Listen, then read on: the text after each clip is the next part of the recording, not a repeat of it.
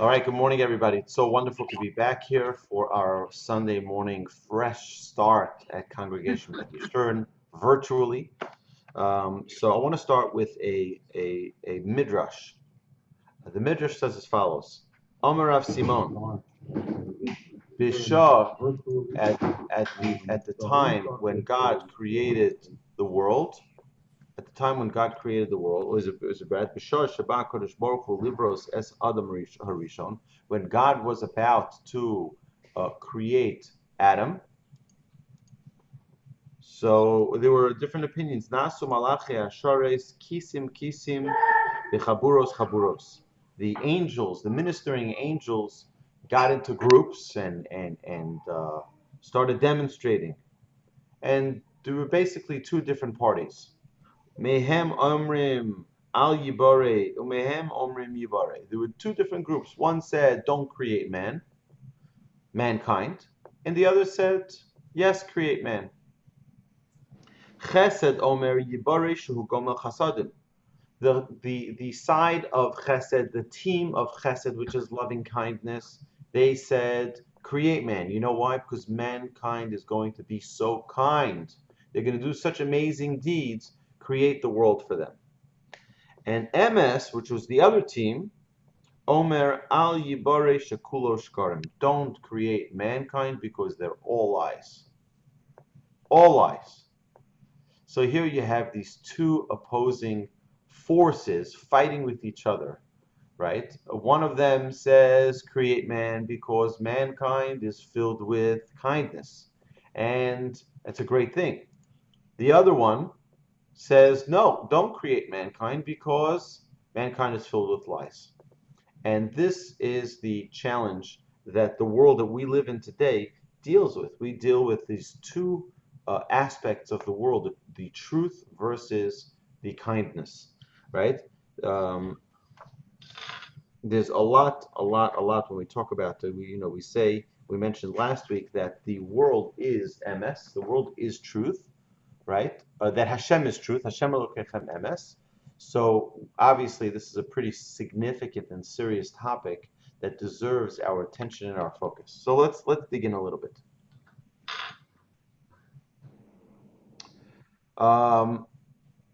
So we have to understand, Jacob as a descendant of Isaac, right? Isaac is a descendant of Abraham. Each one of them had special characteristics. Abraham was an extremist. Okay, he was an extremist. Anybody knows what his trait was? His trait was kindness, right? Everyone knows his trait was kindness. He had no boundaries, no limits, no judgment, no. He didn't say anything that was in any way in any way he, hurtful to anyone. He was tolerant of everyone. He accepted everyone. He loved everyone. He gave to everyone. He was the pinnacle, the greatest example of kindness. Okay. But we know that the Torah doesn't go for extremes. The Torah doesn't go for extremes. So what happened? He had a son. His name is Yishmael. Yishmael became an extremist, just like his father, but without any sense of balance, right? Where he became an adulterer, because love is love, and he had he had no judgment on anyone. He had no, he was just tolerant of everything, right? So he just wanted to express himself and his love and his kindness, and he became an adulterer, right? No balance. He became an extremist. Yitzchak took it to the opposite extreme, right? Yishmael took it to the extreme of his father. Yitzchak took it to the opposite extreme, which was judgment, which was responsibility. What is kindness and what is truth and what is kindness? See, truth and kindness are two opposites. How are they two opposites? Okay, so let me give you an example. Okay, if I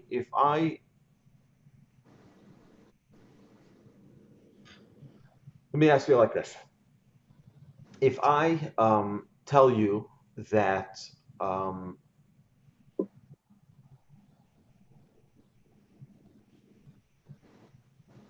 that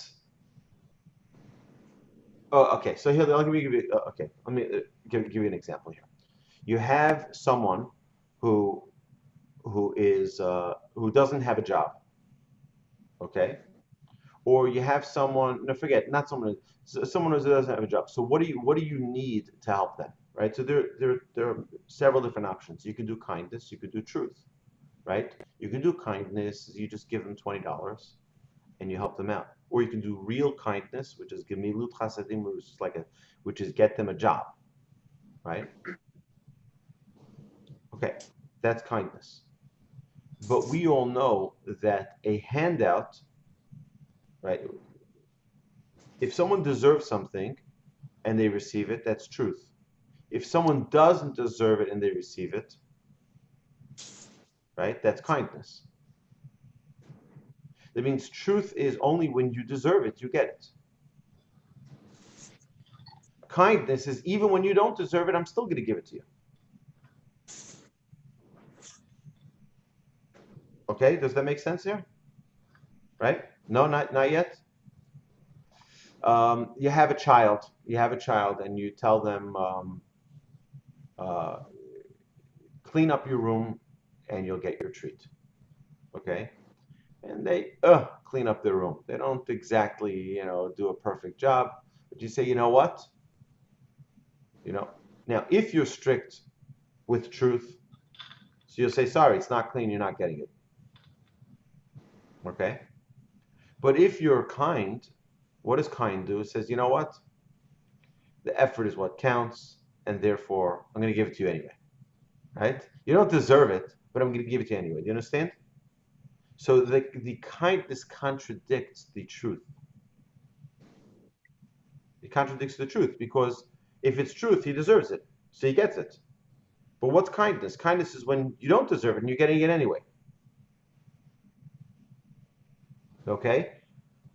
Okay, so we have to understand that Isaac was all truth. Was not, I want to say really all truth. He was all judgment. You get what you deserve, and that's it. Who is an extremist of that? Esav.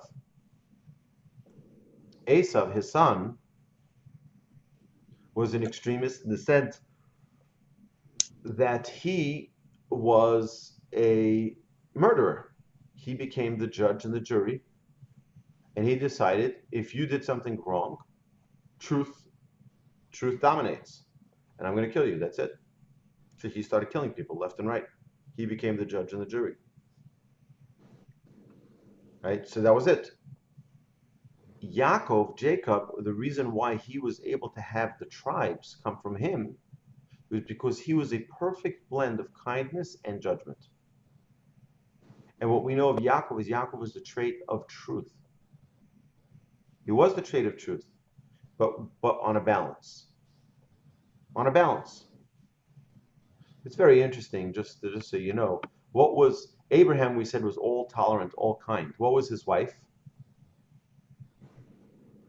His wife, Sarah, was a tough cookie, right? She didn't like that Hagar was fooling around in her house. She didn't like that Ishmael was a bad influence. She kicked him out, right? Now, who got that trait? Isaac got that trait from the mother, right? He got the mother's trait. So what did Abraham, when he was looking for a wife for Isaac, what did he say? He said to his servant Eliezer, when you're going to find a wife for my son, make sure that she has what quality? Kindness, right? Because he needed that balance, right? They say, our sages tell us that every husband and wife, every father and mother need to have that balance. You have one parent who is the kind one, who is the sensitive, delicate one, all right, and then you have the one which is more firm, who is more by the rules, let's go, right? And it's a very important blend. If you have two parents who are tolerant, you have total chaos. You have two parents who are strict, right? You have law and order, and then you have, right? So there has to be a blend. Okay? There has to be a blend. Okay, so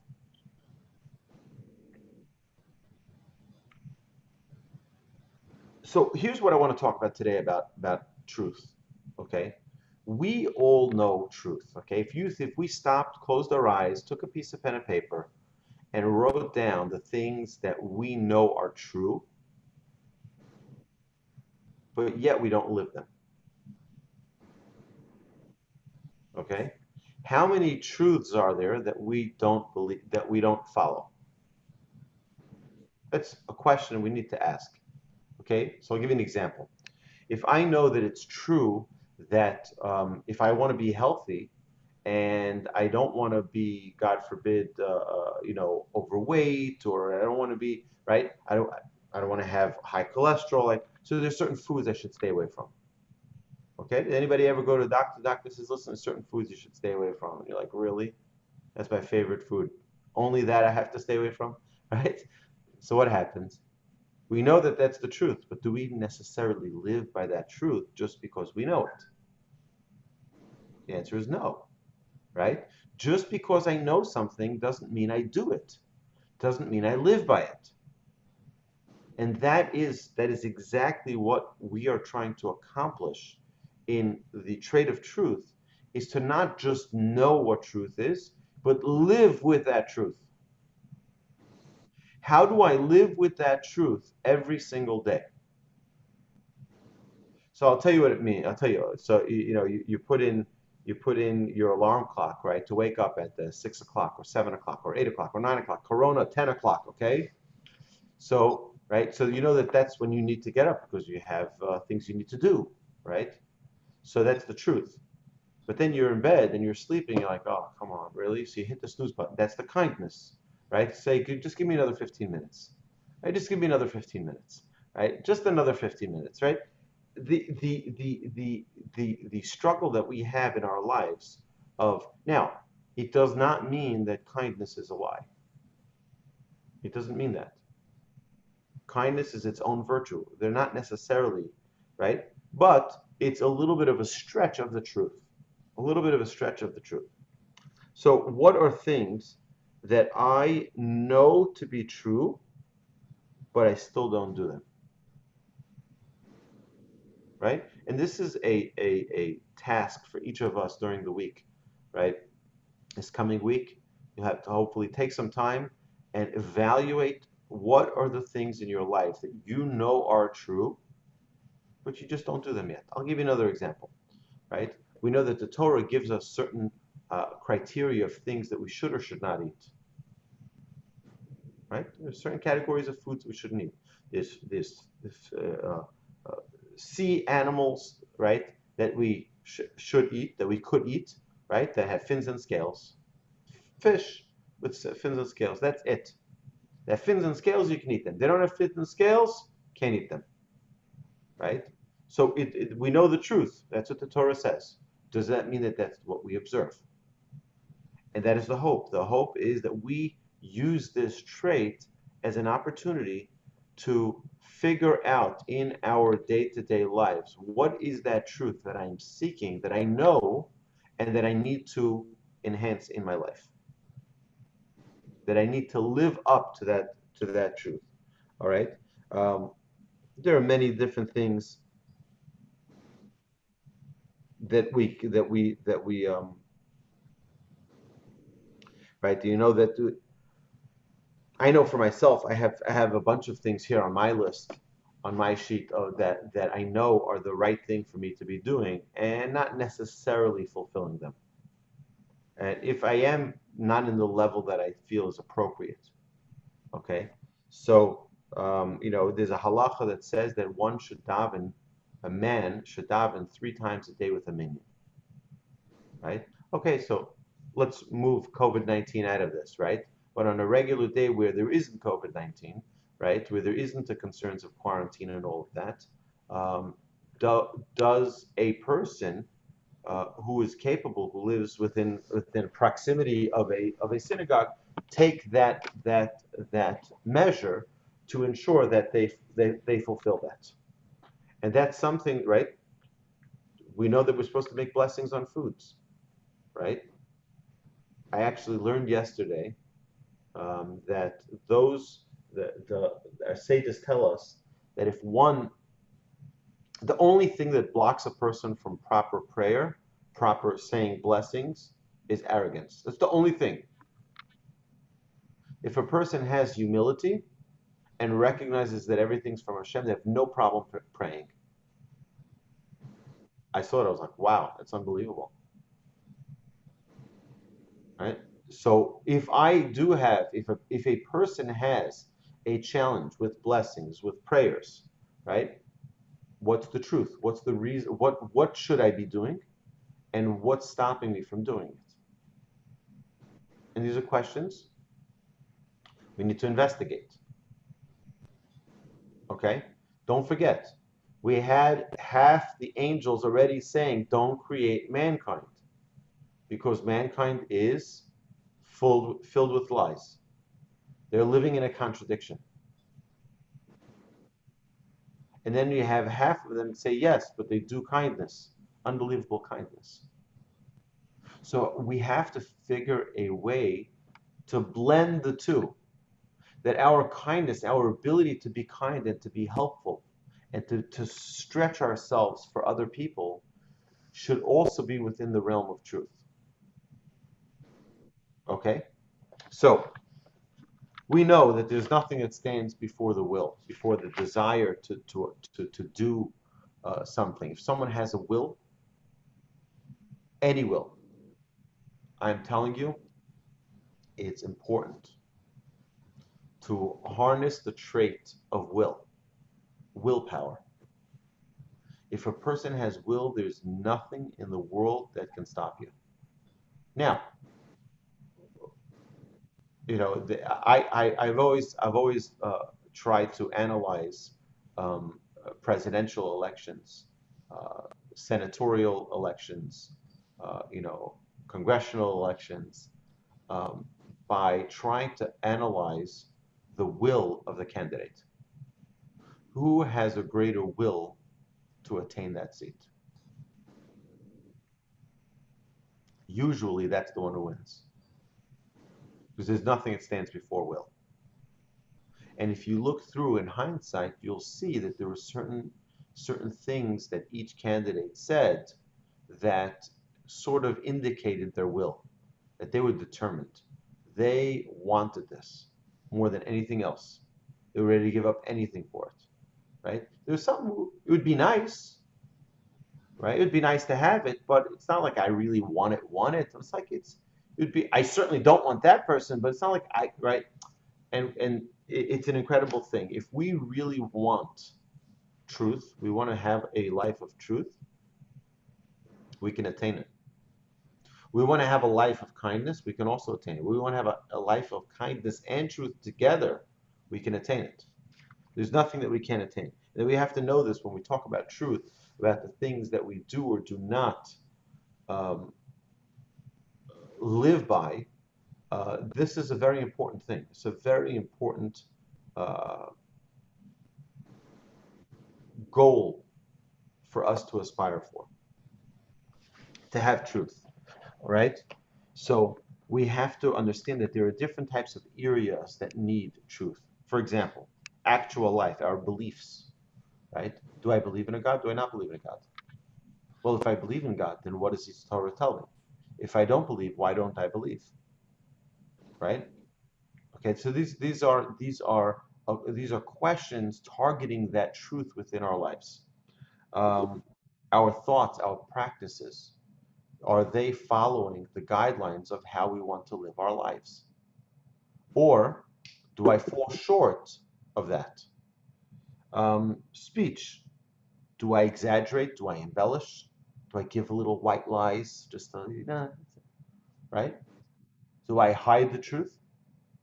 Or do I say it straight out? Now, we have to also remember, I mentioned this previously. My father, may he live and be well, is a man of truth. Like his midah, his trait is truth. And you know what? I've said this before. Truth isn't always pretty, right? It's not always gentle and kind. The truth can sometimes be cutting. And there are people who love it, and there are people who suffer from it, right? Thank God, as children, we learn to appreciate it. My father, if you were wearing an ugly shirt, he would tell you it's an ugly shirt. He wouldn't skirt around it saying, well, it's like, no, it's ugly. Finish, next. It's like he would say it the way it is. Okay, so now perhaps someone who has that trait of truth needs to work on softening it, making it a little bit more kind. But then you have people who you can ask them, how does this look? And they're like, oh, it looks so beautiful. And really, they're just trying to be kind, but it's not really true. So you understand, you have this challenge that we're dealing with, right? So if when we're trying to acquire this trait of truth, we have to evaluate: is the speech that we verbalize true? Is it true or is it not true? And how do we not embellish? How do we not exaggerate? How do we really be accurate that truth is truth? Okay? But Rabbi, can't you Yes. be truthful and still be kind about how you deliver that truth? Absolutely. Absolutely you can. Right? You absolutely can. And we have to. That's one of the things. Right? But it's not going to come by itself. It's something that we need to focus and be determined to find that path, that balance. Okay? Because yes, you're right. It's going to be difficult for someone, right, who's wearing an ugly dress and asks you, "How does this look?" for you to say, "Well, something." Again, now my daughter, I told you last week, had a very, very beautiful way to say that I was wearing an awful tie, right? So what she said was, it's a very beautiful tie, but let me find one that matches better. Okay. Okay. Now, some people might be offended by that as well. Okay, because they want to be. Again, you understand, you're going to be dealing with this reality, because someone who's convinced that they look good in something, and they ask you for your opinion, you tell them the honest truth, even in the nicest of ways, they can feel insulted. What? You're supposed to be there to support me. Right? But you asked me for my opinion, right? You want to know how this looks. I'm telling you, it looks terrible, but I'm not going to use those words. I'll say, something, try to sugarcoat it. We'll try to figure out a nicer way to say it. But we have to understand that that's the challenge we're going to be facing, right? Now, there's a truth in sight, in how we see things. There's something as a trait we're going to talk about, hopefully in the coming weeks, about judging every person favorably. What does it mean to judge every person favorably? That means to see the truth of the full story. You see, many times we let our eyes make a judgment based on a half-truth. I only saw part of the story. So I assume that I got the full picture. Our sages say, don't judge your fellow in a negative way. When you're judging, judge them favorably. Hevidanis kol adam l'kavsechos. Judge the whole person favorably. It's important, if we want to have truth in our vision, in our sight, that we have to see a whole picture. We have to believe in humanity. I'll give you an example. You see someone doing something, okay? You see someone doing something, and it's clearly not something favorable, okay? It's something that you say, what? I can't believe it. How can they talk like that? How can they act like that? How can they say something like that, right?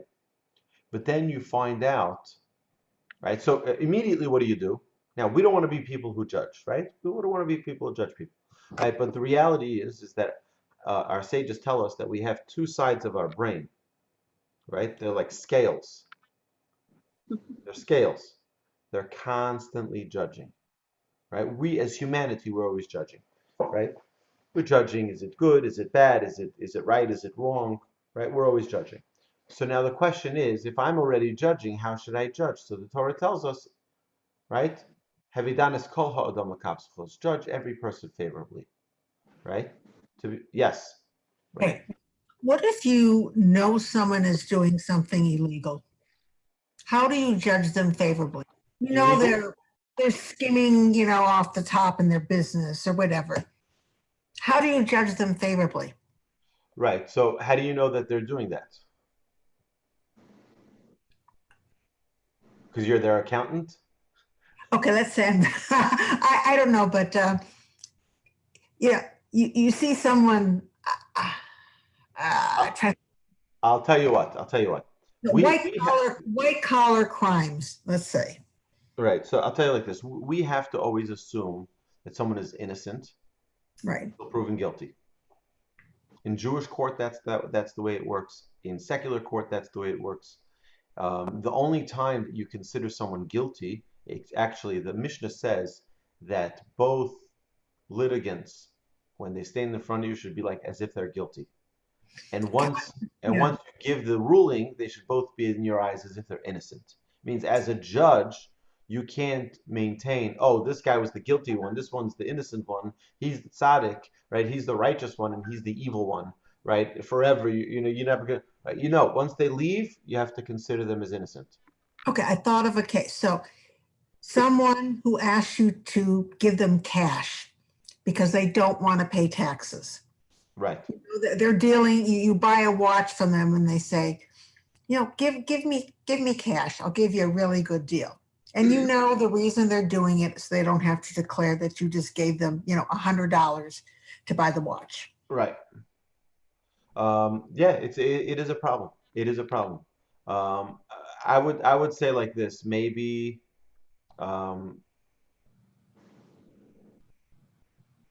what would be if this person you knew was really, really honest, what would be the reason they would ask for the $100 in cash and not in another form of payment? I guess they needed the money. I don't know why. I don't have the reason why, but I can imagine, right, that maybe it was they want to give it as charity to someone, right? And I don't know. You can come up with some reason, right? Come up with some reason. Try to find a way to judge them favorably, right? But the idea is that when we just judge, we don't know the story yet. How many times do people judge us? How many times do people judge us and they don't talk to us for a few weeks and we say, what's going on? They're like, how can you do such a thing? You're like, what? What are you talking about?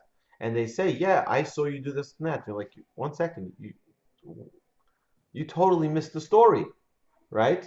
I wasn't stealing something out of their car. I was helping them bring their bags into their house, right? You understand? So someone can see something, they're like, it's not your car. You're taking groceries out of someone's trunk. You must be stealing it. Why do you make that assumption? Don't you see that I was walking into the house? Well, I was just driving by. I didn't look that you went into their house to bring it to them, to help them because they broke their leg, right? So you understand, someone can just see a little glimpse. They take a little snapshot. It's like the difference between a photo and a video, right? A video shows you a prolonged experience. A photo takes a snapshot, and that's what you see. That's what you see. But you don't see what happened before. You don't see what happened after. And that's the challenge, is that we are taking snapshots and assuming that this is the reality. And when we deal with truth, we need to understand that we need to see a full picture in order to see in order to have the truth. All right?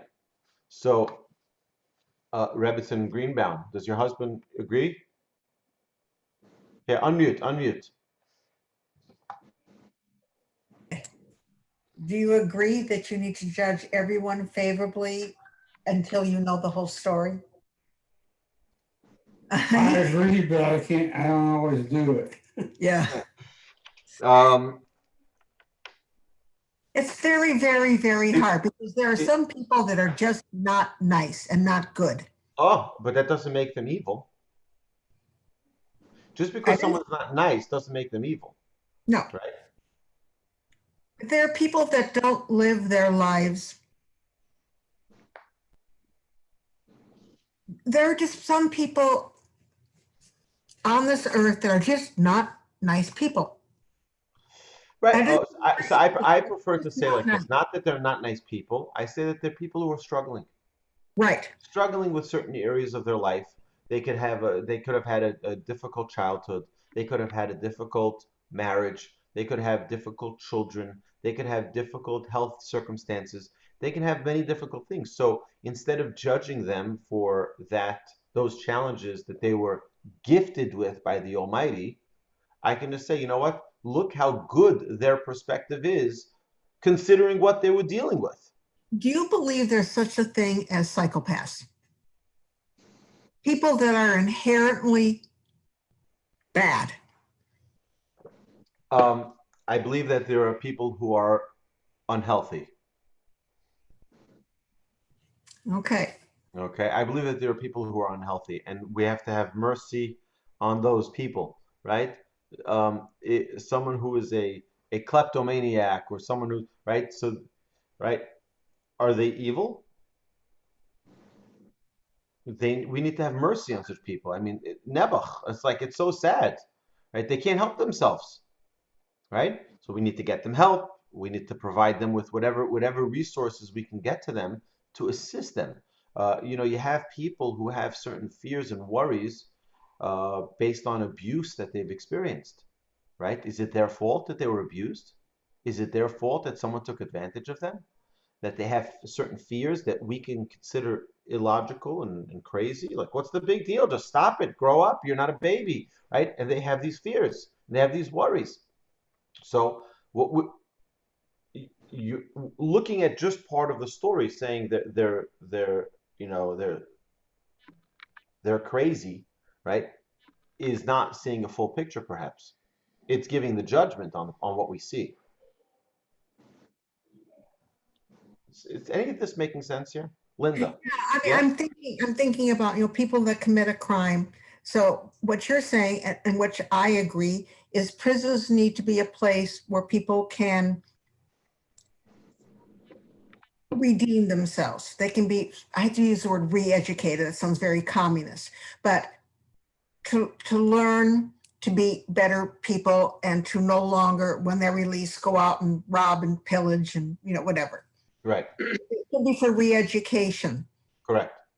but that's not what prisons do, unfortunately.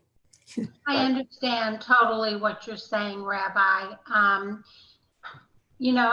been guilty of judging people unfavorably, but I understand what you're saying, that there could be reasons that I have no knowledge of that is causing the person to act in the way that they are.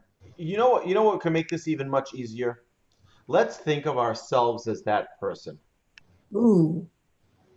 Okay, let's think of ourselves as that person. Have we ever been in a situation where we did something that we knew was wrong? I'll give you an example. Were you ever rushing to a hospital or to a doctor's appointment, which is, you got a phone call, you know what, the doctor had an availability in 10 minutes. If you're here, you get the appointment. It's very important, okay? If you're not here in 10 minutes, we're closing the office. You're going to miss your opportunity. You'll have to wait 3 weeks for the appointment. Okay? You get in that car and you don't obey the speed limits, right? And you say, you know what? Everybody should just calm down because everybody understands, okay? I'm not a speeder. That's not what I do. And you know what? I just need to get there, and I need to get there fast, okay? And we were thinking to ourselves, I'm really a good person. I'm just like, I'm taking care of somebody else who's ill. I'm doing acts of kindness. Stop judging me, right? And we're sitting there thinking the justification for what we're doing. And someone else is looking and saying, look at that, Ronnie. Unbelievable. I thought she was a good person. And here she is, running lights. Here she is, right? Not running lights, but, excessive speed. She's going over the speed limit. Look at them. Right? So, but in our minds, we say, 1 second. It's justified. You're right, I'm doing something wrong, but it's justified because, look, I have to save a life here. Right? Rabbi, or I have this doctor's appointment. It's really important because if I don't get this test, I won't be able to go to the wedding. Right? You understand? You just imagine all the things, right? No, I agree with you. The difference between a photograph and a video. I do agree with that. That we don't necessarily know the whole story. Even when we think we know the whole story, we don't know the whole story. Mhm. Human beings are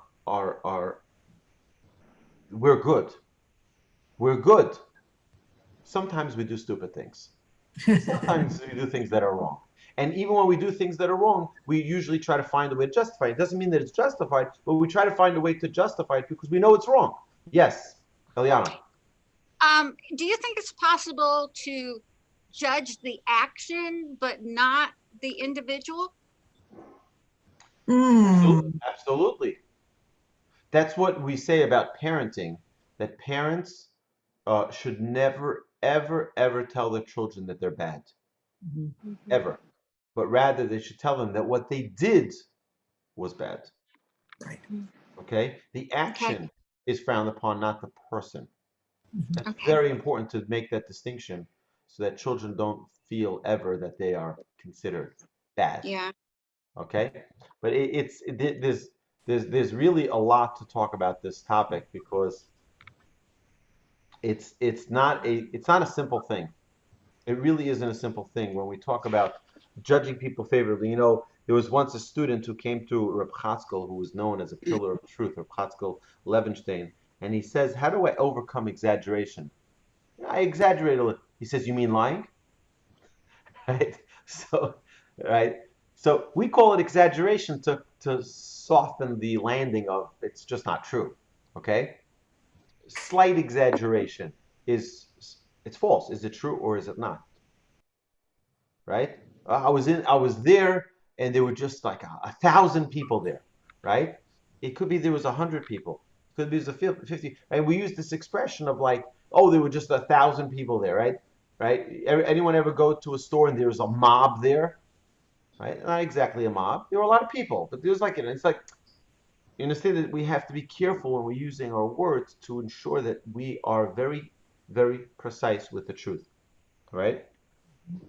You know, sometimes we're not aware that we've even done anything. Like recently, somebody was very, very angry with me. I cannot And imagine that. really, I mean, but they were very offended. And I honestly could say, truthfully, 110%, I didn't even know I had done anything. And it was just a perception. Right. And when I tried to clear the air and to talk to this person, she just didn't want to, you know, she didn't believe me. She didn't want to hear it. And I really feel badly because I hurt someone, but I didn't even know I was doing it. You know, it's very interesting. I just yesterday had a story. Okay, so there's a woman, a neighbor that we know, who was walking by one afternoon. I sit a lot. We sit a lot in the front here now with COVID, so we're doing some work. Obviously, all the work from the house. I teach all my classes here, and we sit outside a lot. So I see people passing by all the time. Again, this is like Central Station here. I see all the passers-by. And I said hello, ignored me. Okay.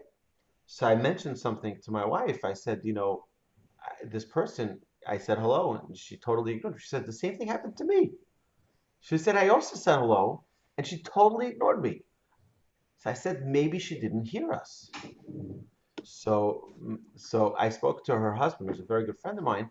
I said to him, is your wife upset at us for anything? Did we do something? Because we both had this experience, my wife and I. We both said hello to her, separate situations, and she just ignored us. He said, I don't know, I'll find out. So she was passing by yesterday. We're both sitting outside, and she came over to us. She's like, I just don't hear things. I'm sorry. I didn't hear. So it's like, and she just, came up, and it was, sometimes it's something so simple, right? Now, I wouldn't be offended if she didn't either, right? So it's like, I try not to live my life based on other people. Okay? I try not to. I think it's a very important thing, except if it was my parents, right? Or my children. But even then, we have to realize that we have our own lives, and we have to have our own source of joy and happiness and healthy, and we shouldn't be dependent on the people around us for feeling quote unquote valued in their eyes. Now, of course, every human being needs to feel valued in the eyes of other people, and that's the job of a parent, to give their children that feeling and that sense of love, and we appreciate you, we cherish you, you're awesome, you're incredible, right? You're beautiful. That's a parent's job, is to empower their children with that feeling of confidence. That's not always done. So a child can grow with some insecurities, and then they're more reliant and needing of, their environment. But really, to be when a person is in a healthy state, they don't need others to confirm their goodness. They don't need other people to validate them to be good. We There's an interesting thing. So I remember once we were driving home. My grandfather spoke about the trait of truth, and I was driving home with my grandfather from the lecture that he was giving. And my grandfather would give several lectures every week in front of hundreds, if not thousands, of people. Like the Mir Yeshiva that has over 9,000 students, my grandfather would give every other Tuesday. He would give a big lecture in the main study hall of the Mir Yeshiva, right? Hundreds of people would pack in there, right, to hear him. And many times I would go home with him from that lecture. So the person who was driving him was the spiritual leader of a different yeshiva, and he was talking to my grandfather about whether or not it is okay to speak about a topic that you don't possess. All right, a trait. Meaning, if you talk about kindness and you don't possess kindness, is that so? My grandfather was like totally, you know, befuddled. I don't know what to say. He was like, what? How can you talk about something that you don't possess? It's impossible. It's like you can't talk about. Now, I've made a disclaimer here in these classes, in the beginning of these classes, I try to remind you constantly that I don't talk from a point of uh, of uh, of superiority at all in any of these topics. The reason why I talk about these topics is because I myself am trying to work on these topics. So I'm not giving here a lecture to you telling you what to do. I'm telling you this is what I need to work on myself, and I'm happy that I have an audience that I can work through this together with everyone, right? So don't feel like this class is ever me telling you what to do. Rather, it's me talking to a mirror. I'm actually literally seeing myself here in front of me, and you're joining me in this conversation, helping me identify different aspects of this. But it's a very important thing that we shouldn't. I'll give you an example. Many parents have this idea that do as I say, not as I do. Basically, I'm not being truthful, right? I'm telling you to do something, but I don't do it myself, right? And we need to be very careful because children see those contradictions and it confuses them, right? Why should I do something? And the reality is that children follow the actions of their parents, not the words of their parents. Okay, so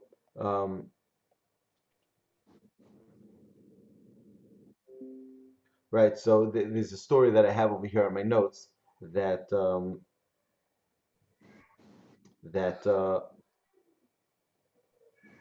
there was once someone came over to a rabbi and asked him for a letter of recommendation, for an approbation for a book he was writing, or for something that he was doing. So the rabbi didn't have his letterhead. He had an old letterhead from an old institution so the rabbi refused to write the letter.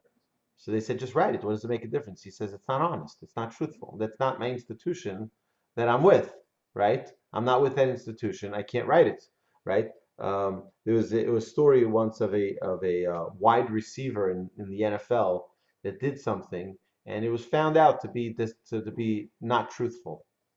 So they asked him the contradiction. You said this, and this is what the findings were.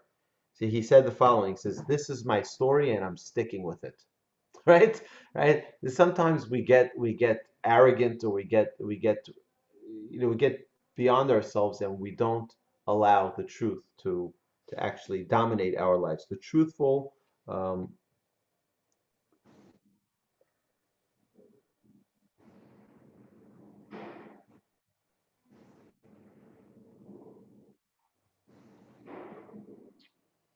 So I'll tell you, one of my rabbis said a very interesting thing. He says, but you have to be careful with the truth as well.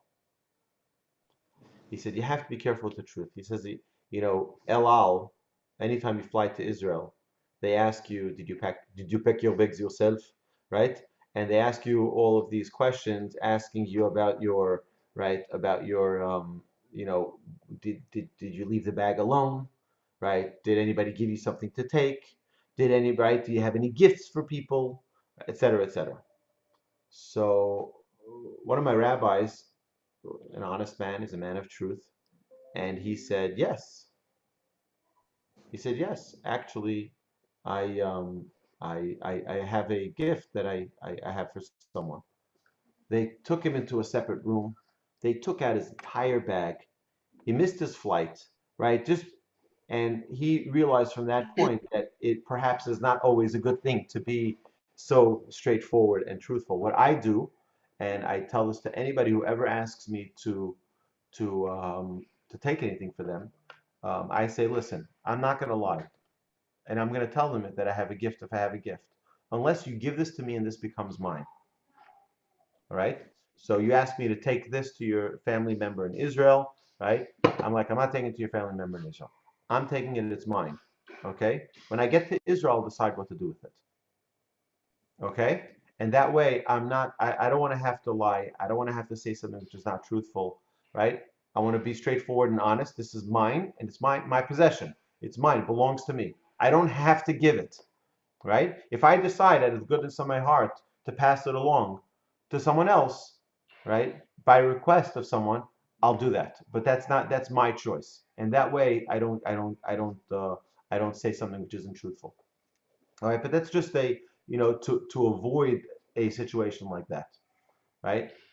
That's just but to be very very careful that truth is a very very powerful thing. It's a very, very powerful thing. And we have to be very careful not to bend that truth and not to twist it. All right, so my dear friends, we're going to stop here today. I apologize for the technical difficulties we had when we started, but I'm very, very happy that we had this opportunity to learn together and to spend time discussing truth. Hopefully next week we'll already discuss a new topic. We're going to go offline now from our friends on YouTube. Thank you so much for joining us. Please like and share these videos, and have a great week ahead.